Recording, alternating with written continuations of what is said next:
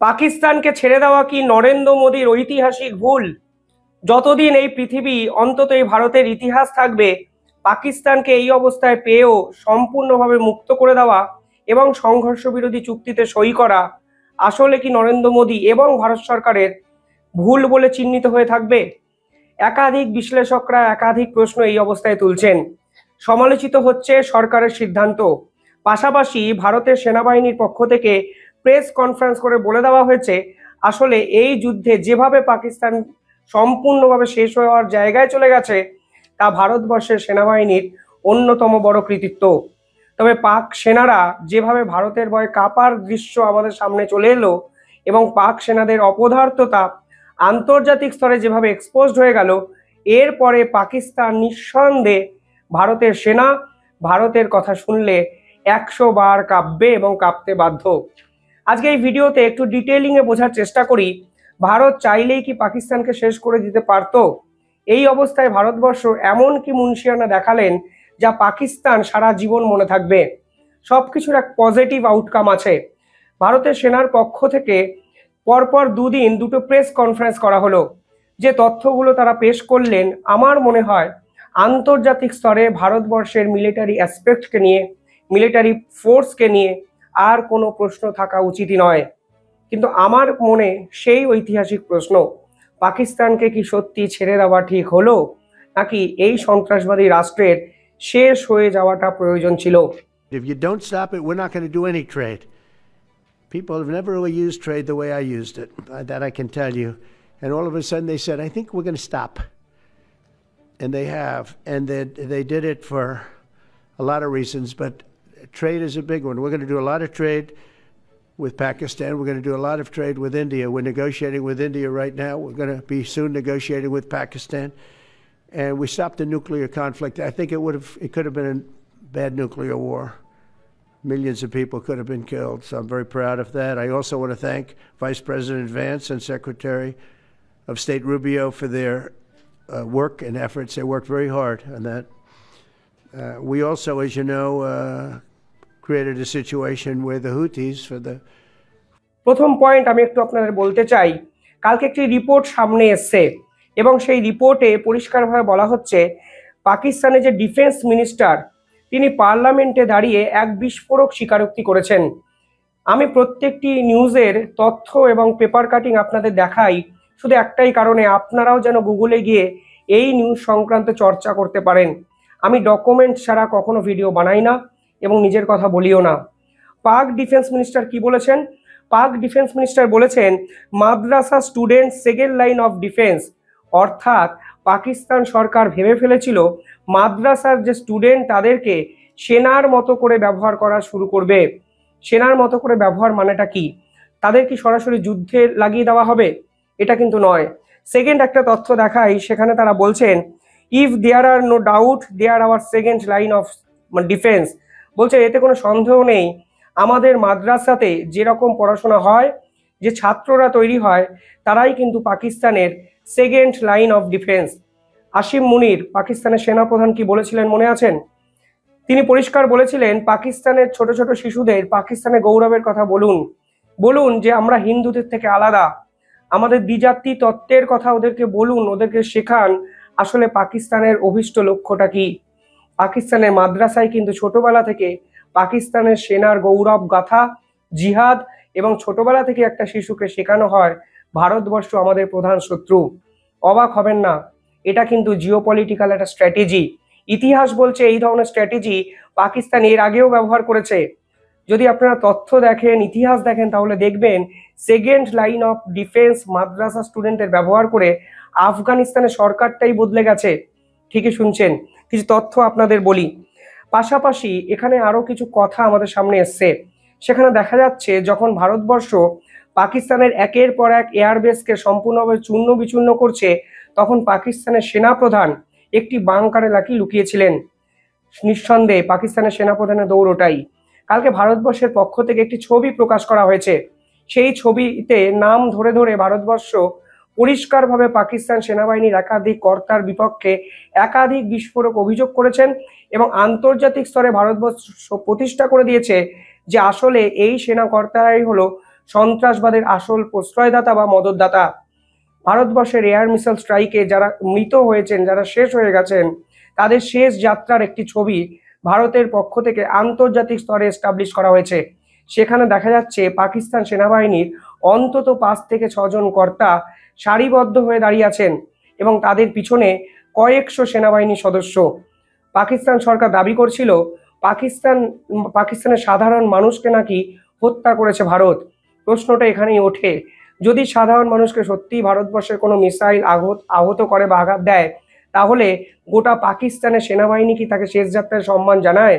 নাকি সেনা প্রধানের মতো কোনো চর্চা, মানে ওই লেভেলের কেউ হলে, কিংবা এমন কেউ যাকে পাকিস্তান লালন করে রাখে, সেই অফিসিয়াল বা ঊর্ধ্বতন কোনো ব্যক্তি যদি শেষ যাত্রায় শহীদ হয়, তাহলেই শেষ যাত্রায় কোট আনকোট ওই সেনাবাহিনীর লাইনটা পড়ে যায়।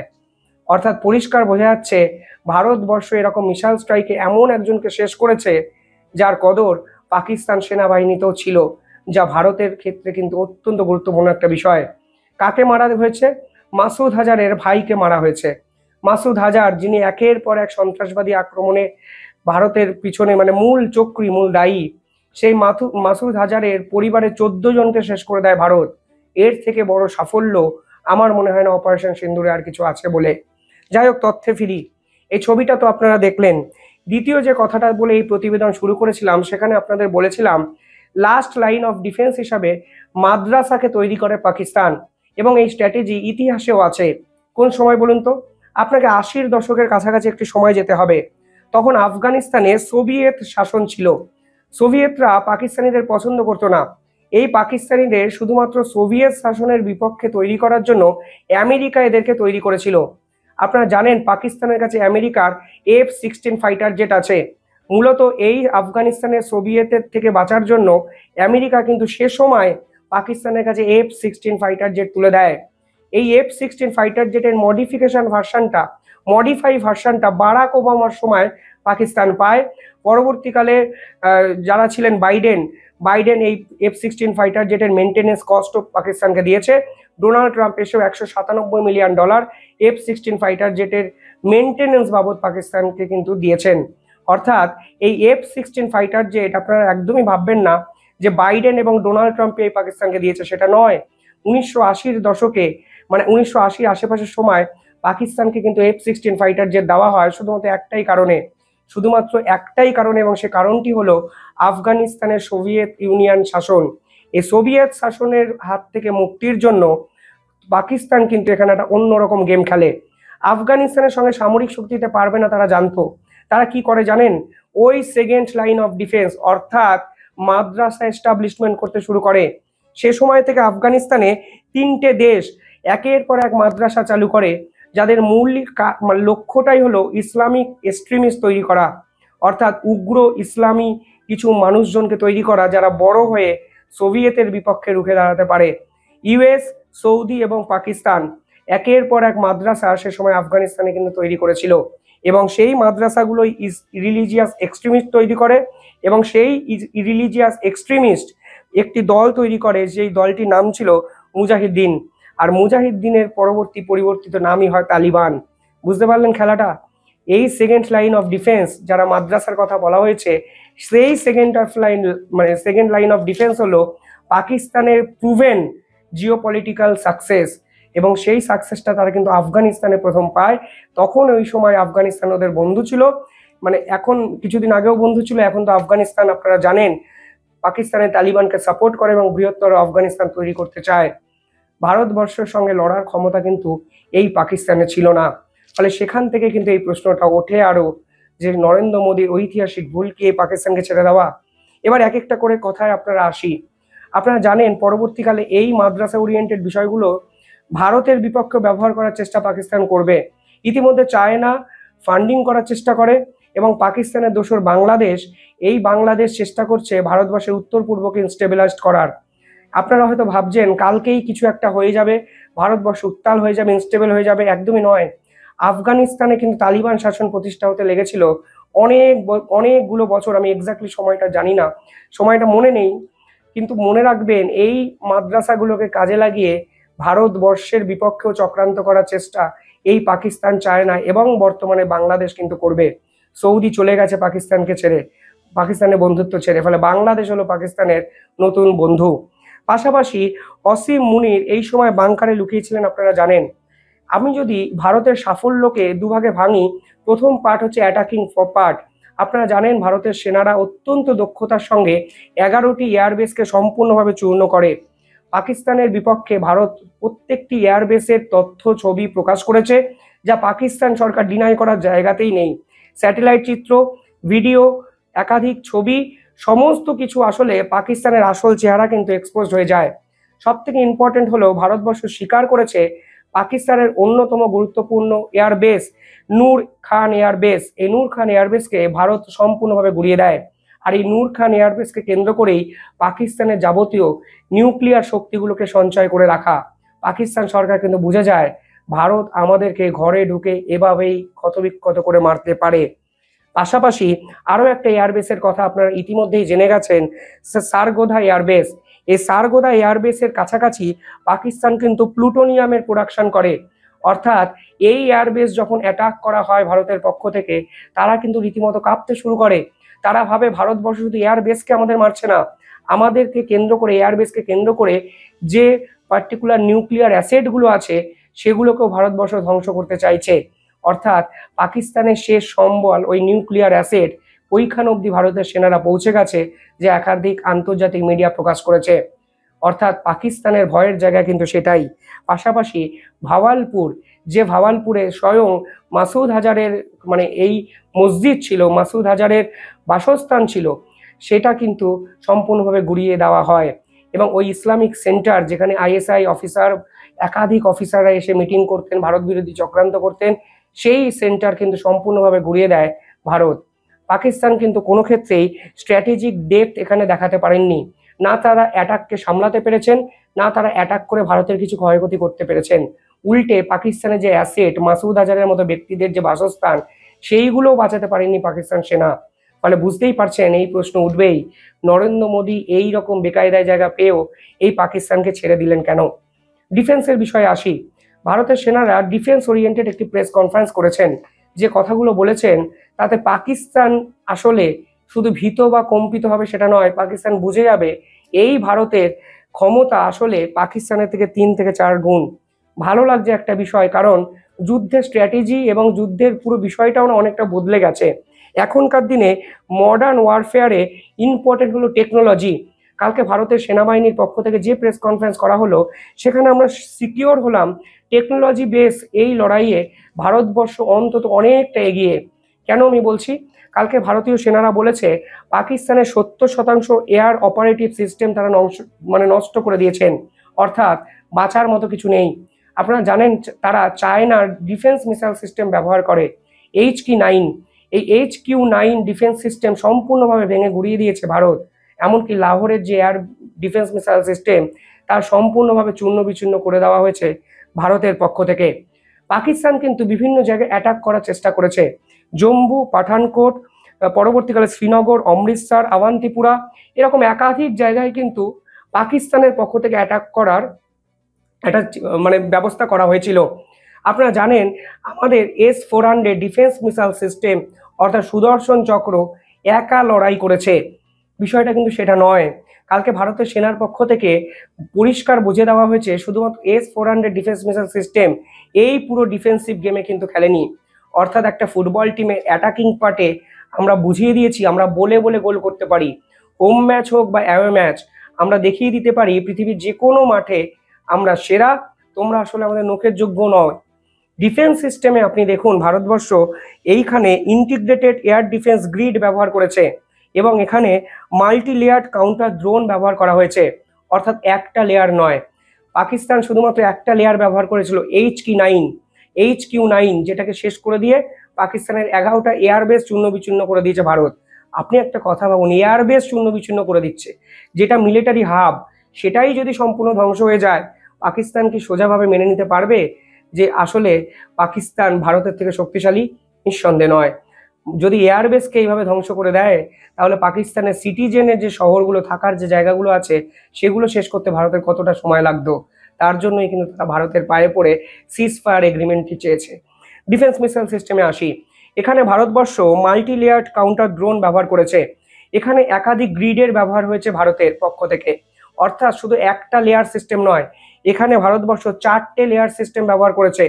প্রথম লেয়ার সিস্টেমে ম্যান প্যাডস লেয়ার ব্যবহার করা হয়েছে, যেটা কাঁধে নিয়ে, আমি একটা ভিডিও করেছিলাম, রাশিয়া থেকে এলগা 5 ভারতবর্ষ এনেছে, সেই কাঁধে নিয়ে প্রথম স্তরে একাধিক ড্রোনকে শেষ করেছে ভারত। সেকেন্ড লেয়ার সিস্টেমে এখানে পরিষ্কারভাবে Bharatvarsha shortage surface air missile ব্যবহার করেছে।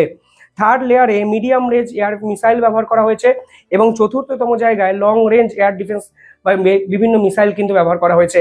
অর্থাৎ 4টে স্তর ব্যবহার করা হয়েছে শুধুমাত্র পাকিস্তানের অ্যাটাককে সামলানোর জন্য। এবার অনেকেই প্রশ্ন করবেন, এই একটা লেয়ারের সঙ্গে একটা লেয়ারের সম্পর্কটা কিভাবে থাকলো? কারণ এই পুরো প্রক্রিয়াটা এতটাই দ্রুত গতিতে হয়, মানে ড্রোন আসবে, আপনাকে ড্রোনটাকে শেষ করতে হবে। এই যে একটা লেয়ারের সাথে একটা লেয়ারের কমিউনিকেশন সিস্টেম, সেটা কি সত্যি করা সম্ভব? এখানেও ভারতের সেনার পক্ষ থেকে অফিসিয়ালি জানানো হয়েছে এই ইন্টিগ্রেটেড কাজটা করেছে আকাশ সিস্টেম। এই আকাশ সিস্টেম আসলে এরিয়াল সিস্টেম এবং গ্রাউন্ডে ডিফেন্স সিস্টেমের মধ্যে ইন্টিগ্রেশনের কাজটা করেছে, অর্থাৎ কমিউনিকেশনের কাজটা করেছে। আরও শুনলে অবাক হবেন, এই আকাশ সিস্টেম আবার অটোমেটেড এবং ফাস্ট করার জন্য ভারতবর্ষ এই পুরো পার্টটাকেই integrated air command and control সিস্টেমের সঙ্গে অ্যাটাচ করে দেয়। বুঝতে পারলেন পুরো বিষয়টা? উপরে মাল্টি লেয়ার ডিফেন্স সিস্টেম, এই মাল্টি লেয়ার ডিফেন্স সিস্টেম একটার সঙ্গে একটা কানেক্ট করেছে আকাশ ডিফেন্স মিসাইল সিস্টেম।